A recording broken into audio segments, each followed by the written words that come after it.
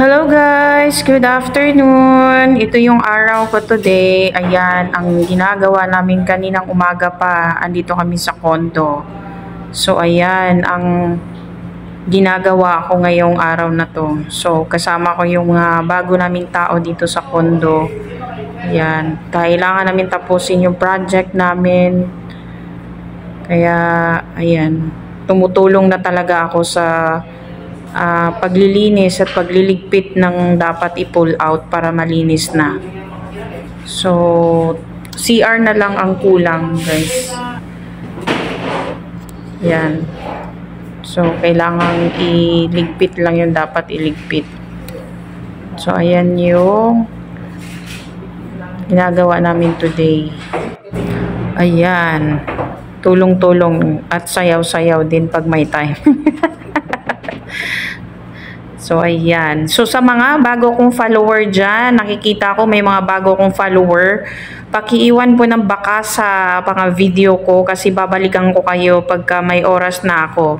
So, busy pa kasi. Ang hirap kasi ng ganitong trabaho, guys, yung ganitong business na hindi mo laging wala kang talagang mapagkatiwalaan na tao or yung foreman ba na mag-supervise sa mga tauhan mo na gumagawa.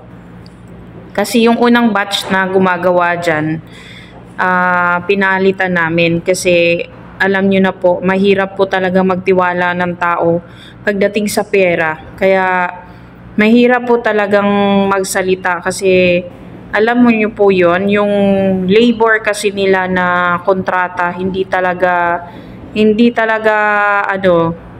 kumbaga hindi worth it yung labor na ginawa nila dyan sa binigay namin sa kanila. So nakakadismaya lang. Maayos kaming kausap dyan, pero sila ang hindi maayos na kausap. So yan yung ibang batch na naman ng workers, yan ang dinala namin dyan. Kaya sana matapos na yan ngayong Friday. Maayos na yan. So, linis-linis na lang kami para darating na yung mga sa kitchen, mga cabinets. Ayan. So, mga sa CR. Yan na lang talaga ang kulang namin, CR, tiles. Yan. So, pag nalinis na yan, okay na yan ang lahat. Maraming salamat pa rin sa Panginoon at ginagabayan pa rin niya kaming mag-asawa. At may nakuha kagad kaming tao, may nabunot kagad kaming tao sa ibang project. So thank you Lord God sa lahat ng guidance sa aming mag-asawa. Kaya sa panahon ngayon, guys, ang hirap talagang magtiwala sa isang tao. Alam nilang mabait ka, aabusuin ka nila. Alam mo yung tiwala, ang hirap magtiwala talaga sa tao. Sa panahon ngayon, ang hirap talaga. Sa mga taong manggagamit sa kapwa nila, may kinalalagyan din sila. Nandyan ang Diyos, hindi natutulog ang Diyos. Kaya ang Panginoon ang bahala sa kanila. Makakatulog ka sana sa konsensya mo, sa ginagawa mo sa kapwa mo.